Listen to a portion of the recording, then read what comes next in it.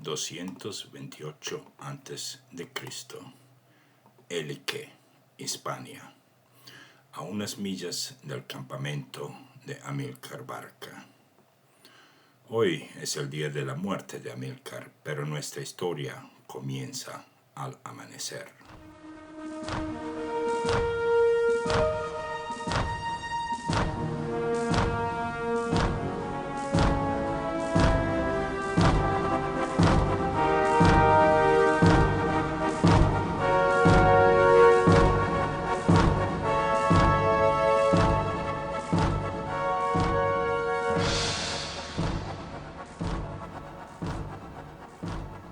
Hola, les habla Abel desde Laredo, España.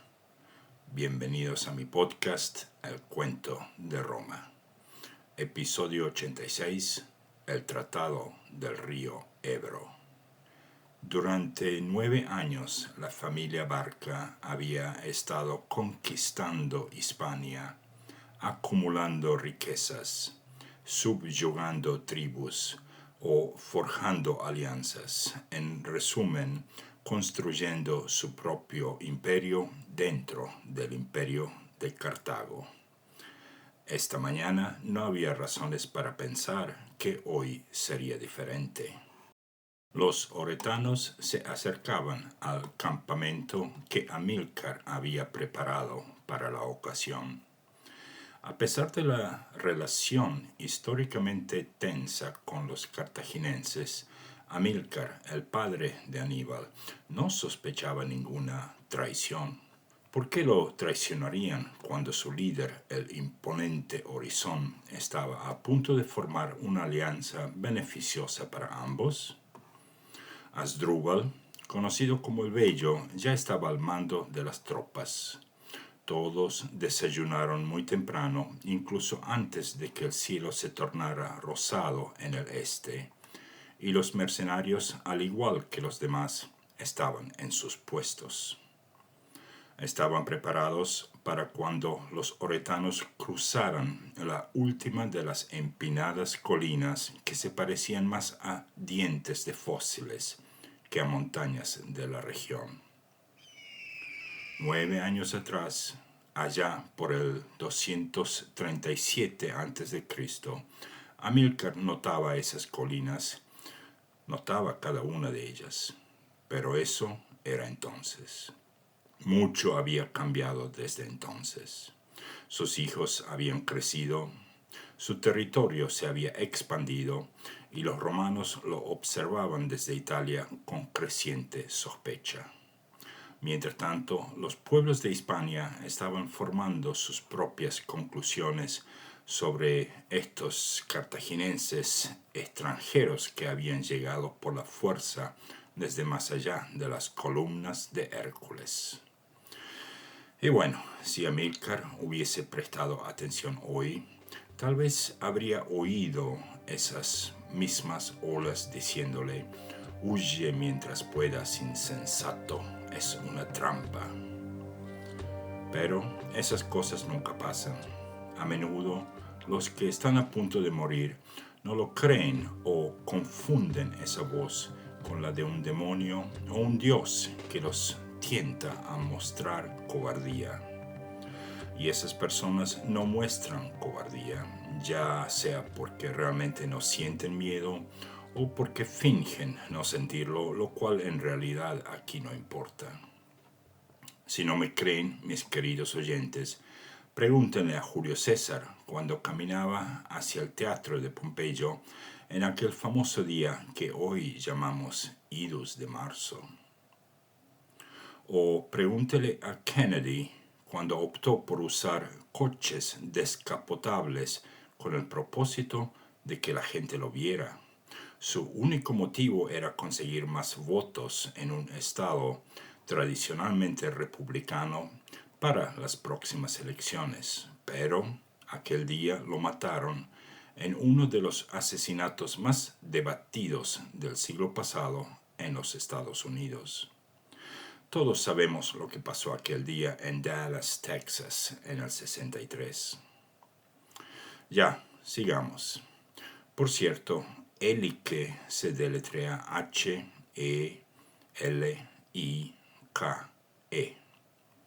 Los historiadores creen que podría ser la ciudad que hoy conocemos como Elche. E-L-C-H-E.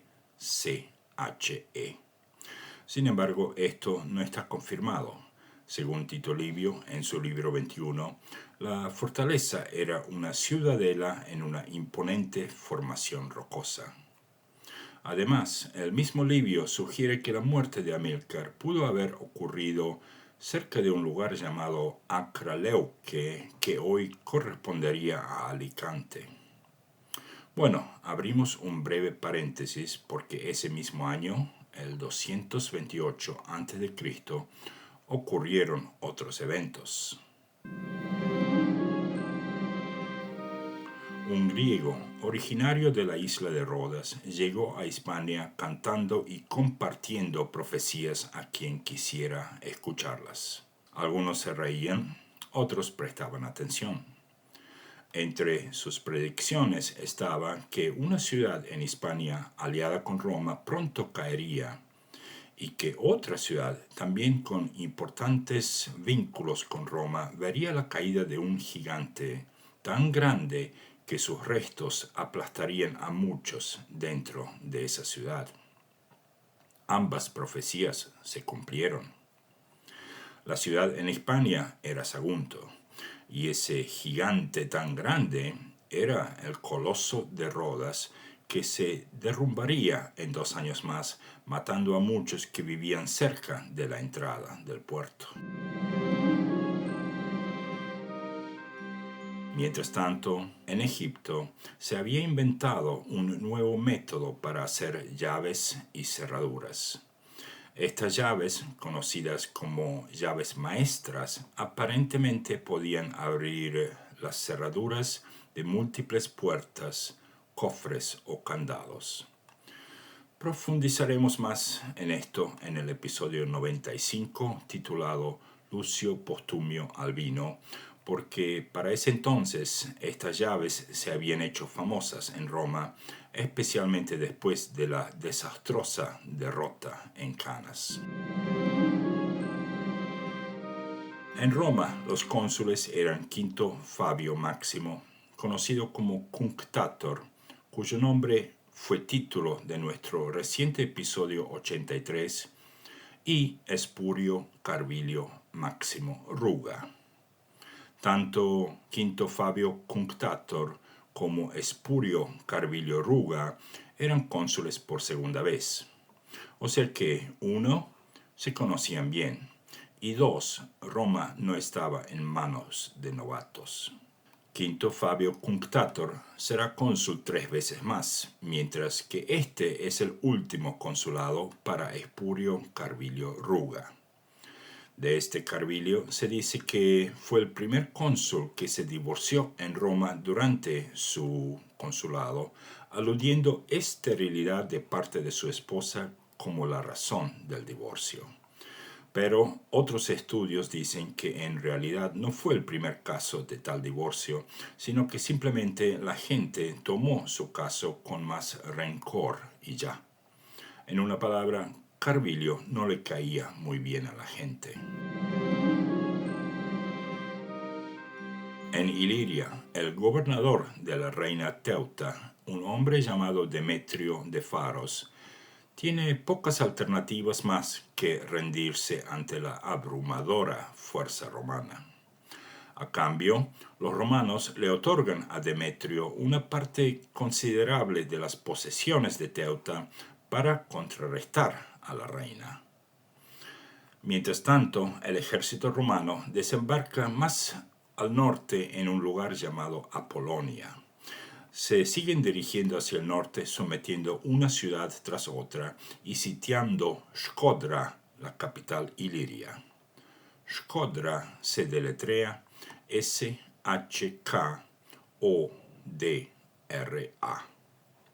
El año que viene ese sitio será exitoso y seguiremos con lo que sucede en esa parte del mundo.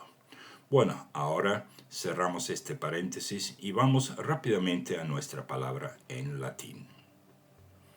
La última vez les había dado sinus. Veamos.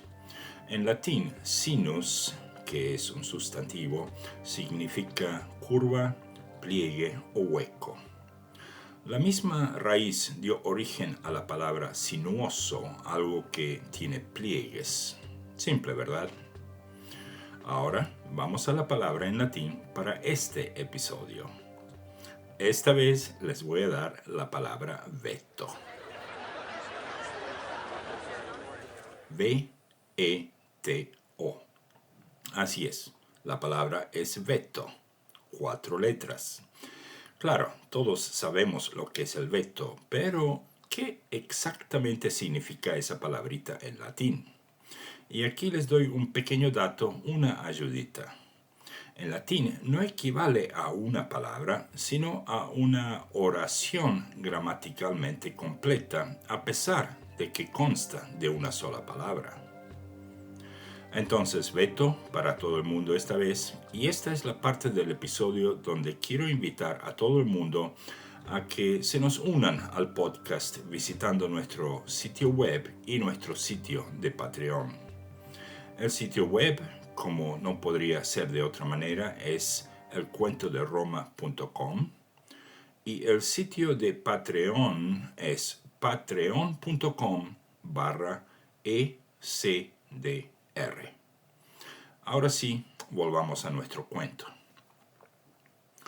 Para cuando el sol estaba en su cúspide, las tropas de Orizón estaban a menos de media milla de las tropas de Amílcar, y ambos jefes, junto a sus hombres de más confianza, estaban en la tienda de Amílcar, trazando planes para las conquistas que entre ambos habían planeado.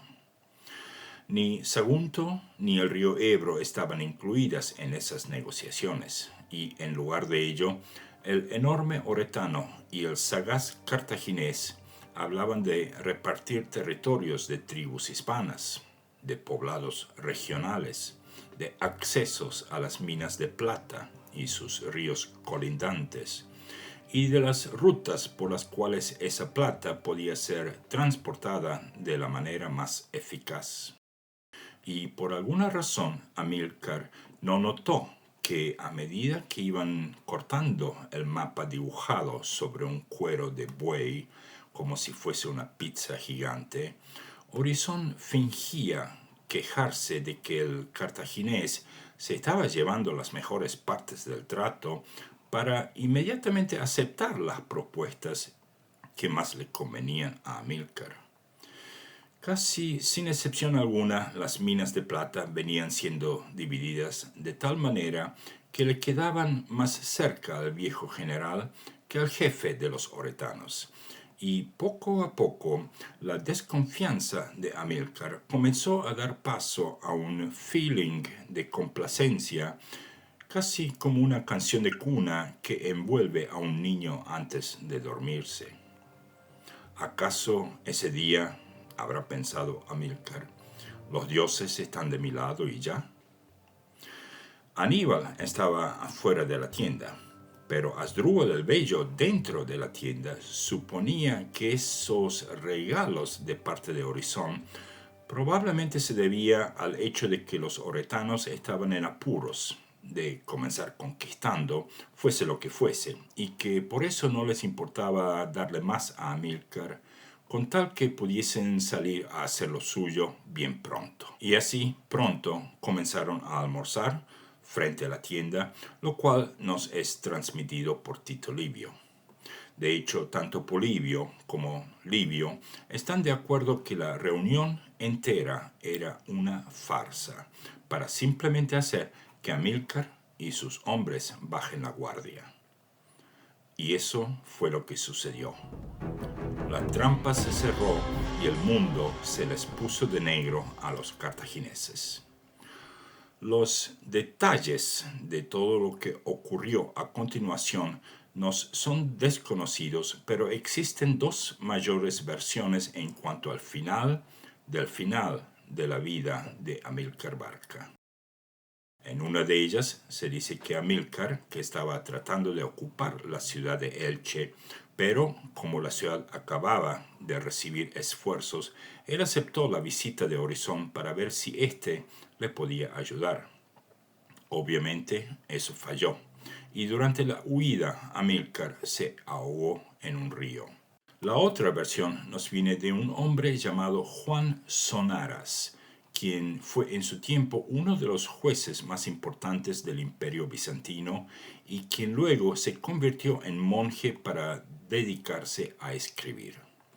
Escribió una especie de compendio o enciclopedia desde la mismísima creación del mundo hasta el año 1118 después de Cristo. En su versión, Sonaras dice que los oretanos enviaron carros tirados por bueyes a la posición cartaginesa, les prendieron fuego a los cuernos y Amílcar murió en la confusión resultante. Pero eso no es todo. Existen ahora dos subversiones más, un tanto diferentes. En una de ellas, Amílcar aceptó una oferta para parlamentar, luego llevó al enemigo en una dirección, mientras que Aníbal y Asdrúbal huían en la dirección opuesta. Esa versión es la que yo personalmente me inclino a creer. El viejo se sacrificó por sus hijos, sabiendo que la mano estaba perdida. Que luego se haya muerto ahogándose en el río Júcar es un detalle que fácilmente se le puede añadir a esto. Appiano añade que el viejo se había caído de su caballo, que si no hubiese sido por eso, quizás hubiese logrado escapar. Y una cosa más, aquí cuando mencioné el río Júcar, necesito añadir que algunas obras dicen que Amílcar se ahogó en un río llamado Vinalopó, Vinalopo.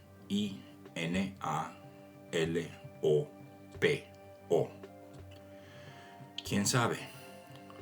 Su sucesor fue Asdrúbal el Bello.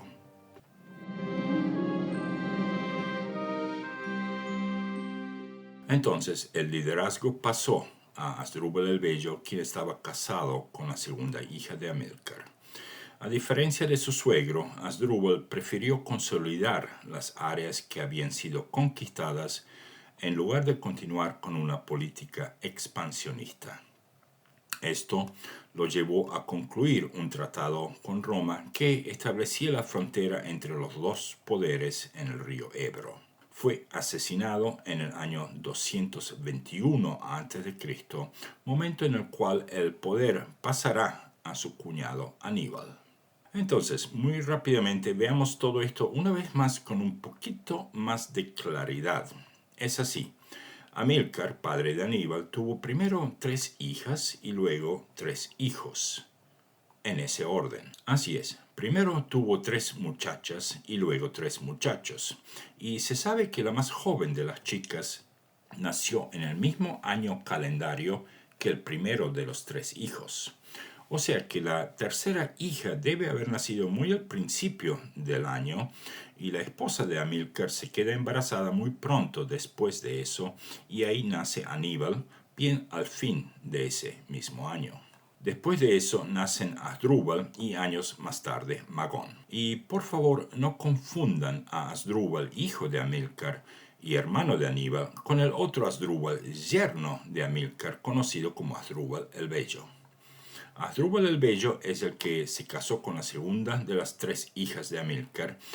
En cuanto a la primera de las 3 muchachas, ella estaba casada con un tal Bomílcar, un distinguido aristócrata de Cartago, muy adinerado, que también era uno de los sufetes más importantes en el Senado de Cartago. De hecho, ese Bomílcar fue el que les dio aquel discurso a los mercenarios de que Cartago no les iba a pagar el dinero que les debía allá cuando Cartago perdió la primera guerra púnica, porque claro, Cartago prácticamente se quedó sin dinero al perder la guerra, pero sabemos que eso tampoco es cierto. Y eso fue lo que causó el comienzo de la guerra de los mercenarios, esa terrible lucha que vimos en nuestros episodios 80 y 81. Como ven, en Cartago, al igual que en Roma, todo quedaba en la familia o entre un par de familias que manejaban los destinos de todos los demás. Y la tercera de las hijas se termina casando con un jefe númida llamado Narrabas. Narravas. Su supuesto nombre era Salammbô. Salambo. Pero eso no está comprobado históricamente. Sin embargo, un escritor francés llamado Gustave Flaubert del siglo XIX escribió una novela histórica precisamente llamada Salammbô, donde escribe con muchos detalles, demasiado vívidos para aquella época, las vidas de todos estos personajes durante el tiempo de la guerra de los mercenarios y la partida de Amílcar Barca hacia Hispania después de haber perdido la primera guerra púnica. Les recomiendo esa novela Salammbô de Gustave Flaubert, una novela escrita en el año 1862. Ahora sigamos con cómo Asdrúbal el Bello, ahora el nuevo mandamás de Hispania, maneja la situación.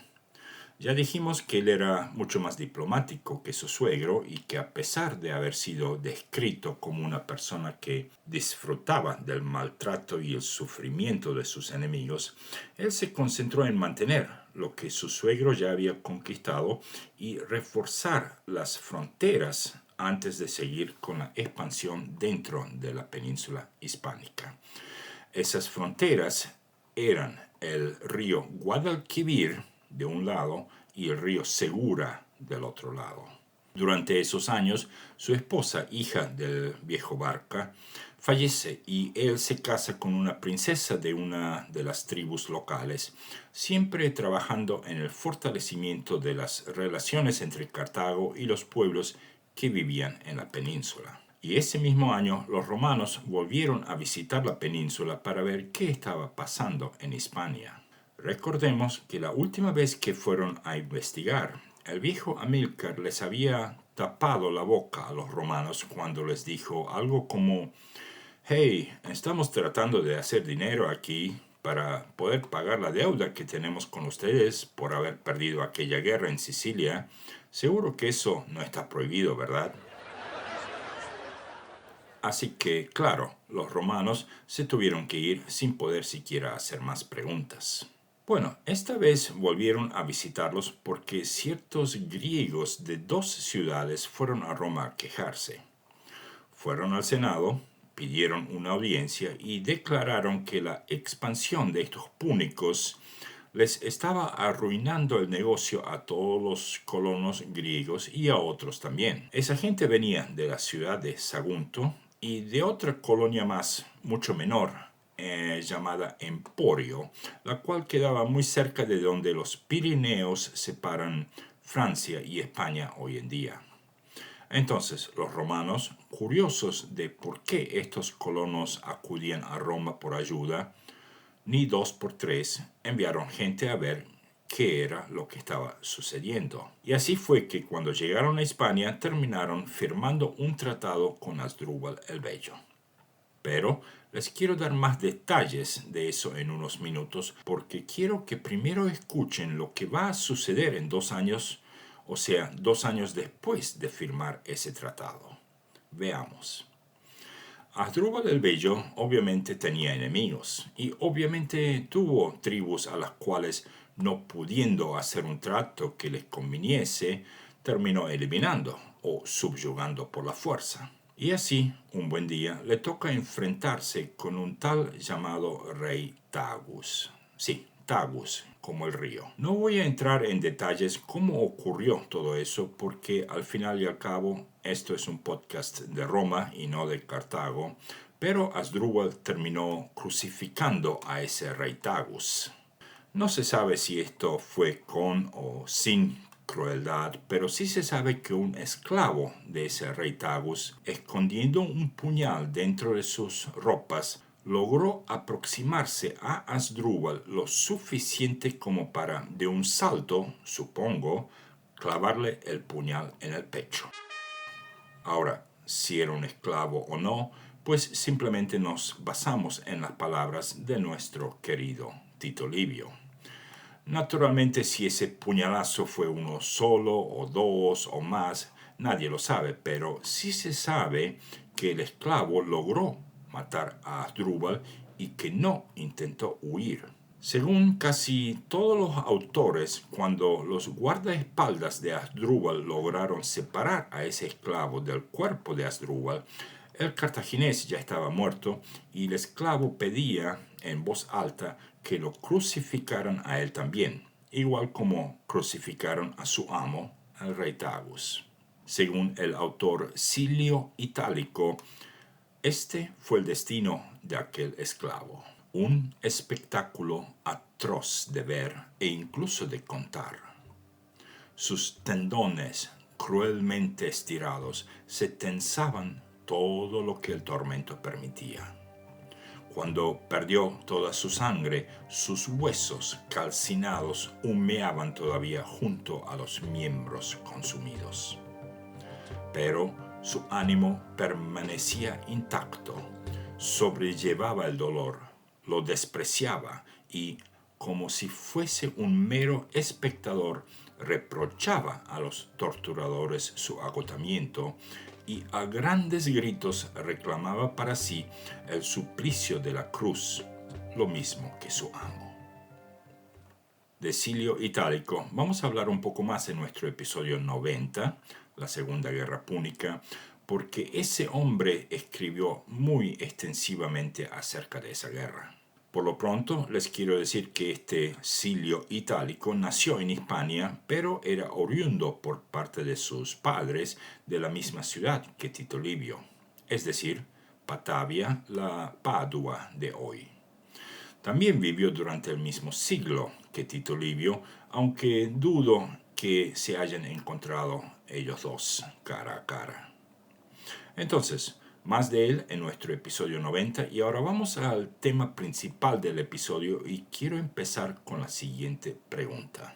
¿Por qué Asdrúbal el Bello aceptó firmar un tratado con los romanos siendo que no les iba tan mal a los cartagineses en Hispania? ¿Por qué no simplemente mandar a los romanos a Mercurio, siendo que estaban bien fortificados y tenían suficientes fuerzas tanto en tierra firme como en el mar? La respuesta más lógica sería que Asdrúbal, más precavido que su suegro, no quería arriesgar todo lo que ellos ya habían acumulado y conquistado y por lo tanto decidió firmar el tratado. En otras palabras, quería ganar tiempo. Si bien los enviados no traían fuerzas que pudiesen hacer daño alguno a las fuerzas de Asdrúbal, no valía la pena enfurecer al Senado romano. Y la siguiente pregunta es, ¿por qué el río Ebro? Bueno, aquí existen polémicas y diferentes versiones tanto en el tema del río en cuestión como en el tema de por qué ese río y no algún otro río. Vayamos primero con el tema de si realmente se trataba del río Ebro o no, porque algunos historiadores, Polibio entre ellos, afirman que la ciudad de Sagunto no estaba realmente en un estado de amistad o fraternidad con Roma, muy al contrario. Sagunto, después de haber pedido ayuda de Roma y sintiéndose amenazados por el crecimiento de los barcas en Hispania, entraron en una relación de dedicio con Roma. ¿Dedicio? Así es, dedicio. En latín esa palabra se escribe con una T, es decir, deditio. ¿Y qué es un dedicio o dedición? Según leyes romanas, existían dos tipos de dedicio. Dedicio in dictionem y dedicio in fidem. Mientras ambas ponían a la ciudad en cuestión bajo la voluntad absoluta de Roma, el resultado era muy diferente. La dedicio in dictionem significaba que Roma iba a arrasar la ciudad y, por lo general, vender a todos los habitantes de la misma como esclavos.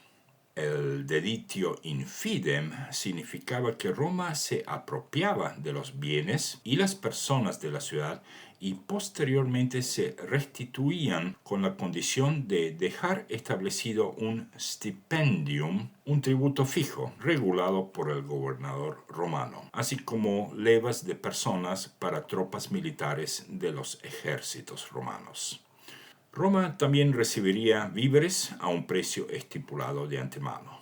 Y los romanos en general no tocaban los asuntos internos de dicha ciudad, o sea que esa ciudad mantenía sus dioses, su fe, sus templos, sus costumbres locales y cosas por el estilo. Eso a los romanos no les interesaba.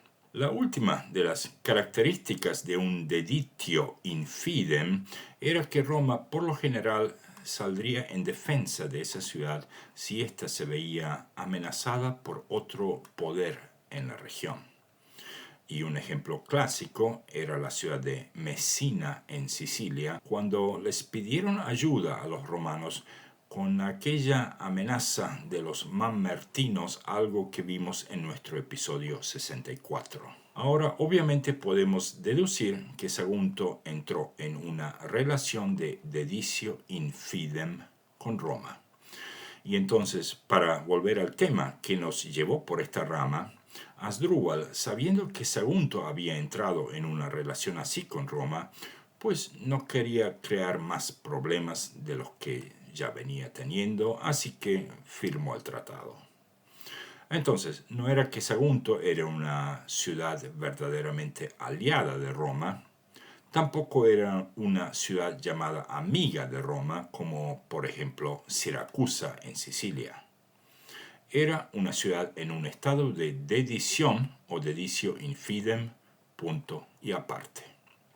La otra gran cuestión es si realmente se trataba del río Ebro o si quizás era otro río más al sur de Sagunto, porque todo el mundo sabe que Sagunto quedaba al sur de ese río, es decir, dentro de la esfera de influencia de los cartagineses, no de los romanos. Imagínese que usted, mi querido oyente, firmaría un tratado con su vecino que demarcaría una línea, la cual dividiría los árboles suyos de los árboles de su vecino. Obviamente, para que no haya lío entre usted y su vecino a la hora de recoger las frutas. Pero, unos años después de haber usted firmado ese contrato, usted decide hacer un tratado especial con uno de los árboles que claramente está dentro del territorio, digamos, de su vecino. Obviamente un árbol no puede hacer eso, pero por favor sigamos con este tren de pensamientos. Los romanos sabían que Sagunto estaba fuera de su esfera, de acuerdo con el tratado del río Ebro. ¿O será acaso que no era el Ebro? Y aquí tengo que citar un historiador llamado Pedro Barceló, nacido en el año 1950 y de origen español-alemán. Barceló es un historiador e investigador especializado en la historia antigua y mientras estuvo al mando de la cátedra de la Universidad Católica de Ingolstadt en Alemania, creo que eso fue en los 80 o los 90, él escribió un documento científico muy interesante que refuta que el tratado del río Ebro se tratase del río Ebro. Debido a ese papel que escribió, fue nombrado doctor honoris causa de la Real Academia de Historia en España, a pesar de que el 90% de sus obras fueron originalmente escritas en alemán. Ese honor lo recibió en el año 2015, o sea, no hace 10 años de esto. Él afirma que el error que nosotros cometemos al pensar que el río Ebro fue el río en cuestión se debe a varias causas, a saber. 1. Las palabras íbero, Iberia, ibérico suenan muy similar a la palabra Ebro y no es tan difícil de asumir que fueron confundiendo esas palabras a medida que los siglos pasaban. 2. Es fácil pensar que los romanos buscaban una excusa para poder iniciar la Segunda Guerra Púnica y que para tener una justificación o una causa justa, también conocida como casus belli, dejaron que Sagunto fuese atacada, sitiada y conquistada por Aníbal, mientras ellos estaban ocupados con los galos en el norte y los ilirios en el este. Y 3. También es fácil decir que si el río Ebro no fue el río en cuestión, entonces, ¿por qué tantos sitios, incluso Wikipedia, afirman que sí fue el río Ebro? La respuesta a eso es simple.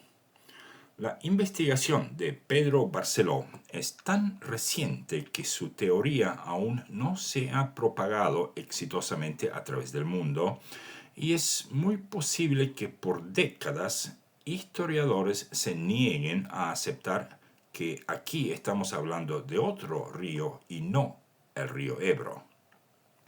Recordemos que hoy en día están empezando a decir que la teoría del Big Bang, no estoy hablando de la serie televisiva, no es realmente correcta. Y si eso fuese así, pues físicos tendrán que volver a escribir la teoría del comienzo del universo de un comienzo. Y sabemos que en este momento hay muchísimos científicos que se niegan a esa nueva propuesta. Lo mismo sucedió cuando Copérnico dijo que el Sol, no la Tierra, era el centro del sistema solar, y cuando Darwin apareció con su teoría de evolución. Se negaron por décadas. Y ni hablemos del Vaticano y Galileo Galilei. Bueno, vayamos ahora a las razones por las que Pedro Barceló refuta la teoría de que el río en cuestión haya sido el Ebro. Polibio afirma que existían tablillas de ese tratado, al igual que todos los otros tratados anteriores entre Roma y Cartago, incluyendo aquel primer tratado firmado en el año 509 a.C.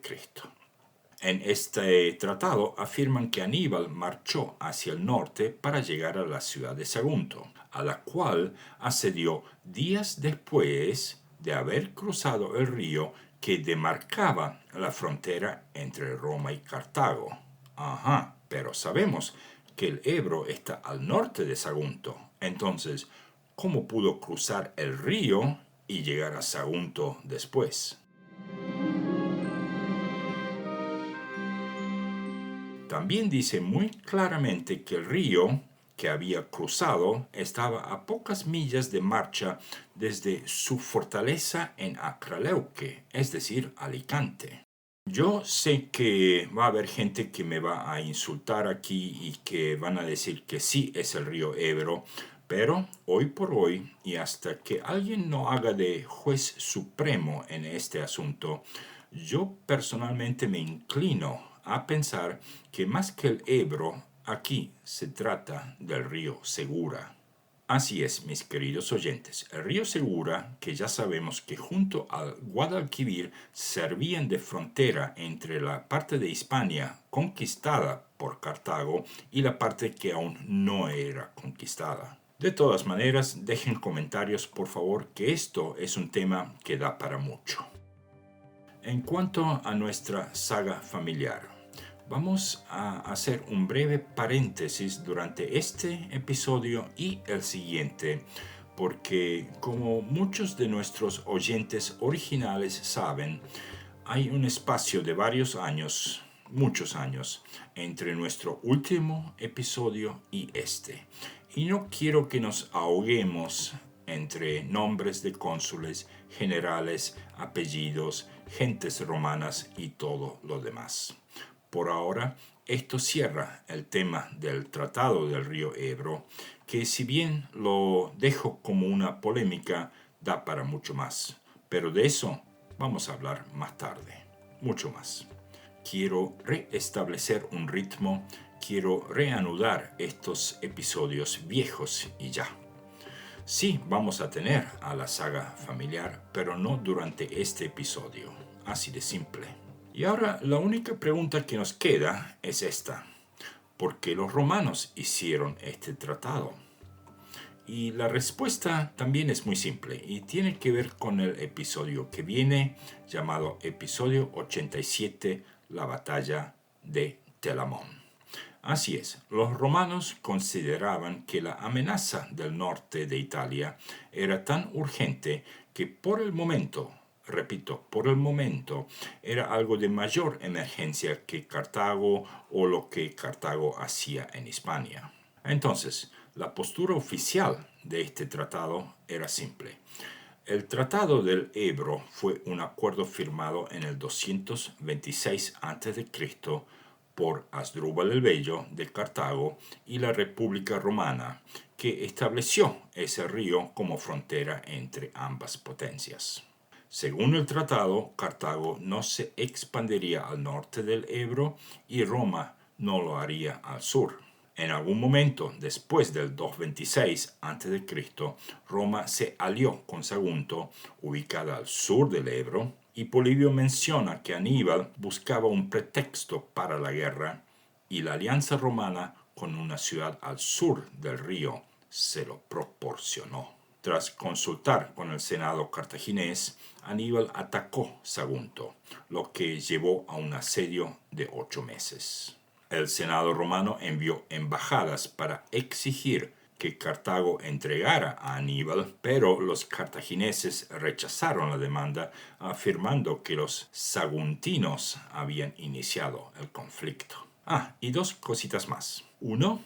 Aníbal, antes de iniciar el sitio de Sagunto, sí les ofreció a los habitantes a que se marchasen sin armas y con 2 prendas de ropa por persona. Cuando la gente de Sagunto se negó a esto, los pasó por la espada a todos. Y 2. El día que el sitio de Sagunto comenzó, Aníbal conoció a una muchacha llamada Asbité. Deletreo eso, A-S-B-I-T-E con acento. Esa chica, Asbité, es descrita por varios autores como una aliada de Aníbal durante el sitio de Sagunto, y siendo que era una guerrera libia en el ejército de Aníbal al comienzo de la Segunda Guerra Púnica, pues esto se pondrá interesante. Bueno, eso según el poema Púnica de Silio Itálico, al cual ya mencionamos hoy hace unos 20 minutos. En su obra, Silio Itálico sugiere que Asbité muy de a poco se convierte en una amante de Aníbal. Seguramente oiremos de ella mucho más en el futuro porque, entre otras cosas, ella cruzará los Alpes muy pronto. Pero, por supuesto, eso ella aún no lo sabe. Entonces, aquí cerramos este episodio y seguimos en nuestro episodio que viene, donde tendremos que defender a Roma de los tan temidos galos. Episodio 87, la batalla de Telamón. Gracias por escuchar y hasta el episodio que viene.